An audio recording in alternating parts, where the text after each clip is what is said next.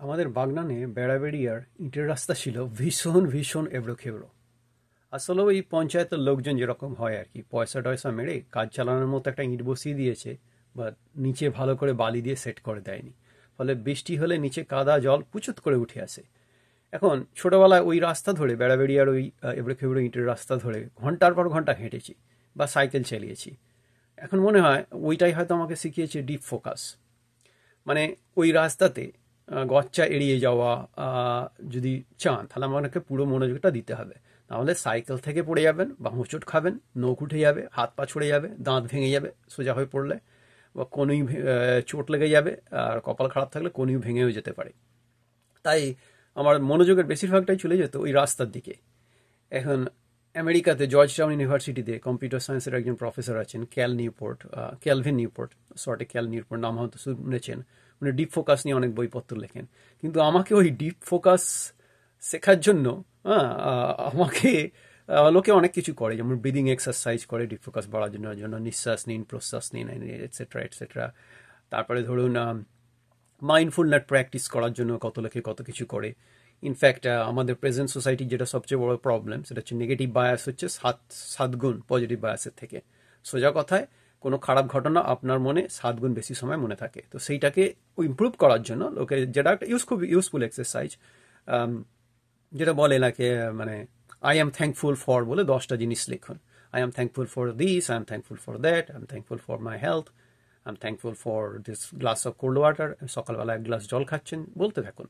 ওতে হয় কি, মানুষের যেটা নেগেটিভ বায়াসটা, যেটা 7 গুণ আর কি পজিটিভ বায়াসে, সেটা কাজ করে।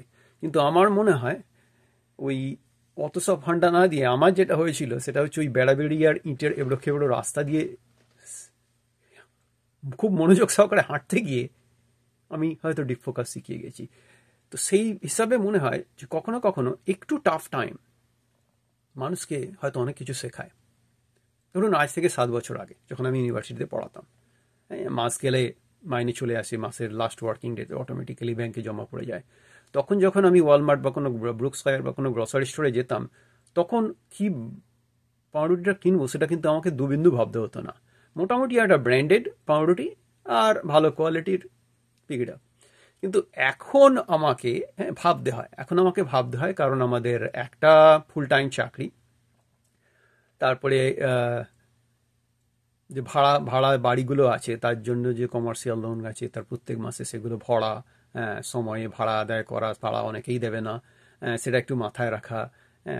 তারপরে যাদের থেকে পার্সোনাল লোন যেগুলো আছে তাদেরকে মাসে মাসে মিটিয়ে দেওয়া। তারপরে যেই মানে টাকা পয়সাটাকে স্ট্রেচ করা।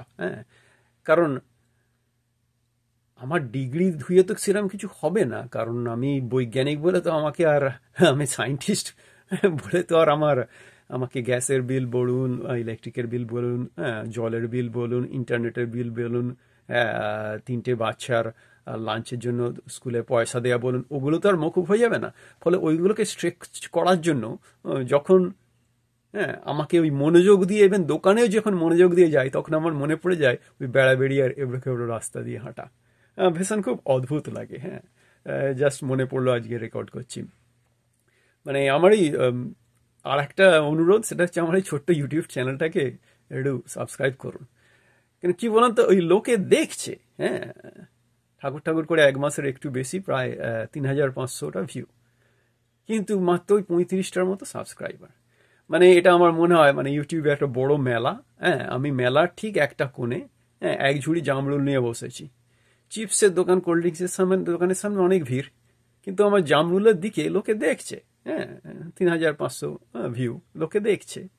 কিন্তু তাদের মধ্যে 35 জনই একটু থমকে দাঁড়িয়েছে, হয়তো তাদের ছোটবেলা যেভাবে কাটিয়েছে বা তাদের জীবনযাপনের কোনো একটা সময় আমার সাথে মিলমিশ হচ্ছে, ফলে তারা আমার কথা শুনছে।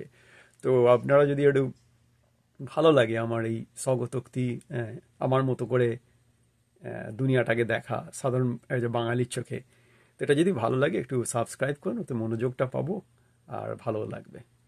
সবাই ভালো থাকবেন। যেটা বলার সেটা হচ্ছে, খারাপ সময়ে থেকে আমরা অনেক কিছু শিখি, হয়তো সচেতনভাবে শিখি না।